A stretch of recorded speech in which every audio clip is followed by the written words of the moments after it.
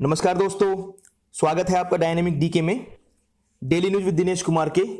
आज के वीडियो में हम बात करने वाले हैं 21 जुलाई 2020 की इंपॉर्टेंट न्यूज के बारे में। दोस्तों, खबरें और वीडियो के लास्ट में कवर होने वाले मजेदार फैक्ट्स को जानने के लिए ये वीडियो पूरा देखिएगा। पहले बात करते हैं आज के वीडियो के की अट्रैक्शंस के बारे में, यानी कि उन योजना और संस्थाओं की बात करते हैं जिनका जिक्र आज के वीडियो में आया है। हमारे आज के वीडियो में international business machine corporation, CBSC, AIIMS Delhi और गोधन न्याय योजना जैसी संस्थाओं और योजनाओं का जिक्र आया है, जिसे मैंने स्लाइड्स में ब्रीफ इंट्रोडक्शन के साथ अलग कलर में हाईलाइट कर दिया है।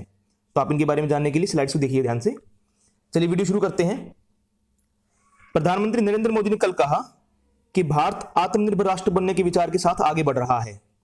श्री मोदी ने IBM के CEO अरविंद कृष्ण के साथ बातचीत करते हुए कहा कि भारत में निवेश करने का ये सही टाइम है। उन्होंने कहा कि सरकार घर से काम करने की दिशा में प्रौद्योगिकी हस्तांतरण सुनिश्चित करने के लिए प्रतिबद्ध है। ये बात वहां पे वर्क फ्रॉम होम की हो रही है, जो लॉकडाउन के चलते प्रमोट हो रहा है। यहां पर श्री मोदी ने जोर देकर कहा कि देश एकीकृत तकनीक और डेटा आधारित बेहतर देखभाल प्रणाली विकसित कर रहा है, जो किफायती और बाधा रहित है। कारोबार संस्कृति पर कोविड-19 के प्रभाव की चर्चा करते हुए प्रधानमंत्री ने कहा कि घर से काम को व्यापक रूप से अपनाया जा रहा है और सरकार इसके लिए बुनियादी ढांचा, कनेक्टिविटी और नियामक वातावरण उपलब्ध कराने के लिए लगातार काम कर रही है। उन्होंने IBM में 75% कर्मचारियों के वर्क फ्रॉम होम करने के निर्णय से संबंधित सहायक तकनीक और चुनौती पर भी चर्चा की। प्रधानमंत्री ने CBSC के साथ मिलकर देश में 200 स्कूलों में आर्टिफिशियल इंटेलिजेंस का पाठ्यक्रम जारी करने में IBM की भूमिका की सराहना की। उन्होंने कहा कि सरकार छात्रों को आर्टिफिशियल इंटेलिजेंस और मशीन लर्निंग की अवधारणा को शुरुआत से ही परिचित कराने की दिशा में काम कर रही है। इससे देश में तकनीक के संबंध में जागरूकता बढ़ाने में मदद मिलेगी। IBM के CEO ने आत्मनिर्भर भारत के विचार पर भरोसा व्यक्त किया और प्रधानमंत्री को भारत में IBM की निवेश योजना के बारे में भी बताया। IBM की देश में भारी मौजूदगी यहां पर है और 20 शहरों में 1 लाख से ज्यादा लोग इसमें काम कर रहे हैं। ये बहुत बड़ी कंपनी है, अमेरिका की कंपनी। बातचीत के दौरान डेटा सुरक्षा, साइबर हमले, प्राइवेसी और योग के स्वास्थ्य लाभ पर भी चर्चा की गई। बढ़ते नेक्स्ट खबर की ओर। अखिल भारतीय आयुर्विज्ञान संस्थान यानी कि एम्स दिल्ली के निदेशक डॉक्टर रणदीप गुलेरिया ने कल नई दिल्ली में बताया कि स्वदेशी रूप से विकसित वैक्सीन कोवैक्सीन जो है, उसका ह्यूमन ट्रायल एम्स में शुरू कर दिया गया है। उन्होंने बताया कि इसकी रजिस्ट्रेशन की प्रक्रिया है और स्वास्थ्य कार्यकर्ताओं के रक्त के नमूने लेने के बाद फर्स्ट फेज में 100 स्वस्थ लोगों को वैक्सीन दी जाएगी। श्री गुलेरिया ने कहा कि दूसरे चरण में मानव परीक्षण के लिए 12 से 65 साल के 750 लोगों का चयन किया जाएगा। तो पहले फेज के लिए ट्रायल शुरू हो गए हैं और सेकंड फेज के लिए 750 लोगों को चुना जाएगा। उन्होंने बताया कि एम्स को इस संबंध में अच्छी रिस्पांस मिल रही है और बहुत सारे लोगों ने ह्यूमन ट्रायल के लिए वॉलंटरीली रजिस्ट्रेशन कराया है। कम्युनिटी इन्फेक्शन के बारे में उन्होंने कहा कि इसके सबूत नहीं है कि राष्ट्रीय स्तर पर संक्रमण हो रहा है। हालांकि उन्होंने लोकल लेवल पर कम्युनिटी इन्फेक्शन की संभावना से इनकार नहीं किया। डॉक्टर गुलेरिया ने कहा कि ऐसा लगता है कि राष्ट्रीय राजधानी समेत देश के कुछ क्षेत्र जो हैं वो इन्फेक्शन के मामले में हाई लेवल पर पहुंच चुके हैं और अब इनमें कमी आ रही है। बात करते हैं कोविड-19 पर अपडेट की। देश में अब तक 7 लाख से अधिक लोग कोरोना इन्फेक्शन से ठीक हो चुके हैं। स्वस्थ होने वाले को जो रेट है हमारे यहाँ, वो बढ़कर 62.61% हो गई है। स्वास्थ्य मंत्रालय के अनुसार पिछले 24 घंटों में 22,664 लोग ठीक हुए। देश में इस समय इन्फेक्शन के 3,90,459 एक्टिव मामले हैं। 24 घंटों के दौरान कोविड-19 इन्फेक्शन के 40,425 नए मामले सामने आने के बाद इन्फेक्टेड लोगों की संख्या 11,18,043 हो गई है। यह भारत में इस संक्रमण के फैलने से लेकर अब तक एक दिन में नए मामलों की सबसे ज्यादा संख्या है। एक दिन में 681 लोगों की डेथ के बाद इस महामारी से मरने वालों की संख्या 27,497 हो गई है। देश में डेथ रेट लगातार घट रही है और यह फिलहाल 2.45% है। पिछले 24 घंटों के दौरान विभिन्न प्रयोगशालाओं में कुल 2,56,039 सैंपल्स की टेस्टिंग की गई और अब तक देश में 1,40,47,908 सैंपल्स की टेस्टिंग हो चुकी है।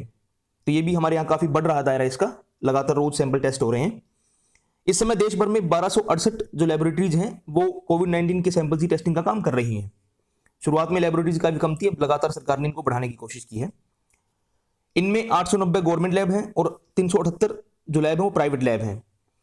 लद्दाख, दिल्ली, हरियाणा, राजस्थान और गुजरात सहित 5 राज्यों और केंद्र शासित प्रदेशों में इन्फेक्शन से ठीक होने वालों की जो रेट है वो 72% से भी ज्यादा है। 18 राज्यों और केंद्र शासित प्रदेशों में भी मरीजों के ठीक होने की जो दर है वो नेशनल एवरेज से अधिक है।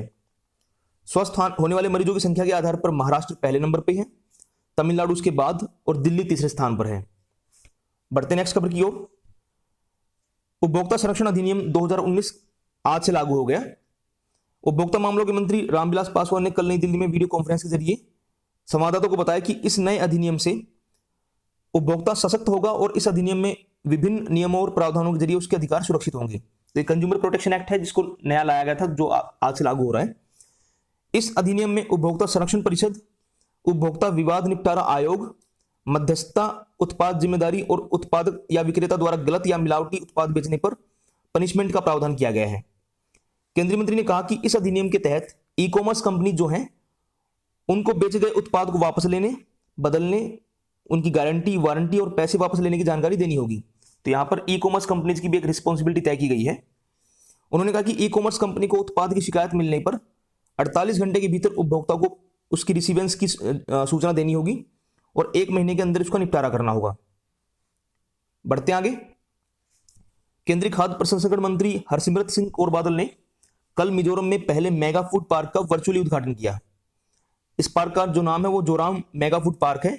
इसका उद्घाटन करते हुए श्रीमती हरसिमरत कौर बादल ने कहा कि इससे किसानों, उत्पादकों, उपभोक्ताओं को लाभ पहुंचेगा और पूर्वोत्तर क्षेत्र में खाद्य प्रसंस्करण को बढ़ावा मिलेगा।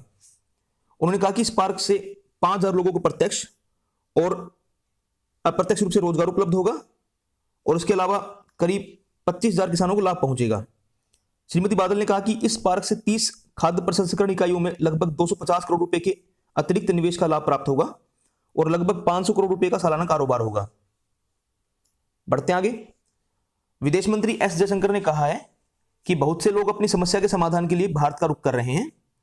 उन्होंने कहा कि भारत एक तमाशबीन नहीं है, बल्कि समुद्री विवाद, आतंकवाद, सुरक्षा और जलवायु परिवर्तन जैसे प्रमुख मुद्दों के समाधान में योगदान देता है। उन्होंने जियोपॉलिटिक्स ऑफ अपॉर्चुनिटी नामक एक इवेंट में संबोधित करते हुए कहा कि गुट निरपेक्षता एक विशेष समय और विशेष भू राजनीतिक क्षेत्र के लिए थी। यह बात नॉन अलाइंड मूवमेंट की हो रही है। उन्होंने कहा कि अगर भारत अंतर्राष्ट्रीय स्थिति के अनुरूप व्यवहार करेगा तो वह अवसरों का लाभ उठा सकेगा। उन्होंने कहा कि अति सावधानी और बहुध्रुवीता का समय एक सीमा तक गुजर चुका है। ये अब यूनिपोलर वर्ल्ड की बात हो रही है। डॉक्टर जयशंकर ने कहा कि जापान और ऑस्ट्रेलिया का अंतर्राष्ट्रीय समुदाय में बड़ा स्थान है। उन्होंने कहा कि भारत कभी भी किसी गठबंधन का हिस्सा नहीं रहा है और आगे कभी नहीं रहेगा। बढ़ते आगे। संयुक्त अरब अमीरात ने मंगल ग्रह के लिए जापान के तानेगाशिमा स्पेस सेंटर से अपना अंतरिक्ष यान सफलतापूर्वक प्रक्षेपित किया करके नया इतिहास रचा है। इस प्रोब का नाम था होप प्रोब। ये संयुक्त अरब अमीरात का अपने आप में एक ये यान था जो कि मंगल ग्रह के लिए छोड़ा गया है। इसे H2A नामक प्रक्षेपण यान से अंतरिक्ष की यात्रा के लिए रवाना किया गया। अरब वर्ल्ड का पृथ्वी से किसी अन्य ग्रह के लिए पहला महत्वपूर्ण मिशन है, जिससे संयुक्त अरब अमीरात अंतरिक्ष तकनीकी के क्षेत्र में खाड़ी और पश्चिम एशिया के अन्य देशों से काफी आगे हो गया है। ये जो होप प्रोब नाम का जो अंतरिक्ष यान छोड़ा गया है, इसे मंगल ग्रह पे पहुंचने में लगभग 7 महीने लगेंगे, जिसके बाद उम्मीद की जा रही है कि वहां के वायुमंडल संबंधित डेटा की जानकारी मिल सकेगी। बढ़ते आगे। छत्तीसगढ़ में कल देश की अपनी तरह की पहली योजना गोधन न्याय योजना शुरू की गई। यहां के पारंपरिक त्योहार हरेली के अवसर पर मुख्यमंत्री भूपेश बघेल ने प्रतीक स्वरूप गाय का गोबर खरीदकर इस योजना का उद्घाटन किया। गोधन न्याय योजना के तहत राज्य सरकार पशुपालकों से 2 रुपए प्रति किलोग्राम की दर से गोबर खरीदेगी। फिर गोबर से जैविक खाद तैयार की जाएगी। तो ये कंपोस्ट बनाने की अपने आप में एक योजना है। इस जैविक खाद बनाने का काम जो महिला सेल्फ हेल्प ग्रुप है उनको सौंपा जाएगा और इनके द्वारा तैयार जो खाद होगी वर्मी कंपोस्ट, उसे 8 रुपए पर किलोग्राम की दर से खरीदा जाएगा। इस योजना के तहत गांव में गायों को रखने की जगह, जिन्हें गोथान कहते हैं, उन्हें पशुओं के डे केयर सेंटर के रूप में विकसित किया जाएगा। राज्य सरकार ने प्रदेश के सभी 20,000 गांवों में गोथान बनाने का लक्ष्य रखा है। मुख्यमंत्री ने उम्मीद जताई कि यह योजना किसानों और पशुपालकों के लिए वरदान साबित होने के साथ साथ ग्रामीण अर्थव्यवस्था के लिए संजीवनी बनेगी। बढ़ते नेक्स्ट खबर की ओर। यह आज की लास्ट खबर है। केंद्र शासित प्रदेश जम्मू कश्मीर में महंत दीपेंद्र गिरी के नेतृत्व में बाबा अमरनाथ जी की छड़ी मुबारक जो यात्रा होती है उसको श्रीनगर के ऐतिहासिक शंकराचार्य मंदिर में ले जाया गया, जहां आज भी सदियों पुराने रीति रिवाजों के अनुसार श्रावण अमावस्या पर पूजा अर्चना की जाती है। केंद्र शासित प्रदेश जम्मू कश्मीर में इस साल की अमरनाथ की जो पवित्र छड़ी मुबारक है वो श्रीनगर के ऐतिहासिक शंकराचार्य मंदिर में कल श्रावण अमावस्या के अवसर पर सदियों पुराने रीति रिवाजों के अनुसार प्रार्थना के लिए ले जाया गया है। इस यात्रा को देवी शारिका को श्रद्धांजलि अर्पित करने के लिए आज श्रीनगर में हरि पर्वत स्थित शारिका भवानी जो मंदिर है उसमें ले जाया जाएगा। दोस्तों ये थी आज की खबरें। बात करते हैं आज स्टैटिक फैक्ट्स के बारे में। आज 21 जुलाई है। 21 जुलाई 1831 को लियोपोल्ड फर्स्ट जो है वो बेल्जियम की स्वतंत्रता के पश्चात उसका पहला सम्राट बना। 21 जुलाई को यहां पर बेल्जियम में नेशनल डे के तौर पे भी मनाया जाता है। 21 जुलाई 1921 को अमेरिकी कर्नल विलियम मिशेल ने वायु शक्ति को समुद्री शक्ति से बेहतर सिद्ध करने के लिए एक एयर ड्रॉपिंग वायुयान से युद्ध के दौरान पकड़े गए एक जर्मन जहाज को डुबोकर दिखाया। ये वायु शक्ति के बड़े चिंतक रहे हैं जिन्होंने प्रदर्शन करके बताया कि किस प्रकार एयर पावर जो है वो नेवल पावर से ज्यादा अच्छी है। 21 जुलाई 1921 को कम्युनिस्ट पार्टी ऑफ चाइना की स्थापना हुई तथा चेन डुक्सियू इसके नेता चुने गए। 21 जुलाई 1954 को जेनेवा अकॉर्ड्स के तहत वियतनाम को नॉर्थ वियतनाम और साउथ वियतनाम में बांट दिया गया। आगे चलकर 2 जुलाई 1976 को इन दोनों को पुनः यूनिफाई किया गया। 21 जुलाई 1960 को श्री माओ भंडार नायके जो हैं वो सिलोन, जिसे आज हम श्रीलंका के नाम से जानते हैं, उसकी महिला प्रधानमंत्री बनी। वे आधुनिक समय में किसी देश की शासनाध्यक्ष बनने वाली पहली महिला थी। 21 जुलाई 1977 को नीलम संजीव रेड्डी जो हैं वो भारत के 6ठे राष्ट्रपति चुने गए। वे इस पद के लिए निर्विरोध चुने जाने वाले अब तक अकेले व्यक्ति हैं और अब तक के सबसे युवा व्यक्ति रहे हैं। वो 64 साल की आयु में राष्ट्रपति बने और ये सबसे युवा व्यक्ति होने का रिकॉर्ड उनके नाम है इसमें। 21 जुलाई 1980 को मैरी उगीना चार्ल्स जो है वो डोमिनिका की प्रधानमंत्री चुनी गई। वो डोमिनिका की पहली महिला प्रधानमंत्री हैं और इस पद पर सर्वाधिक समय तक रहने वाली प्रधानमंत्री भी बनी। वे अमेरिकी महाद्वीप में से किसी देश की पहली महिला शासनाध्यक्ष बनी है। 21 जुलाई 1983 को अंटार्कटिका जो है वहां पर रूस के वोस्टॉक स्टेशन ने मानव इतिहास का सबसे कम तापमान, ये -89.2 डिग्री सेल्सियस था, उसको दर्ज किया। तो ये अब तक का सबसे कम टेम्परेचर जो है वो रिकॉर्ड हुआ है। दोस्तों ये थी आज की खबरें और स्टडी फैक्ट्स। मुझे उम्मीद है कि आपको ये वीडियो पसंद आया होगा।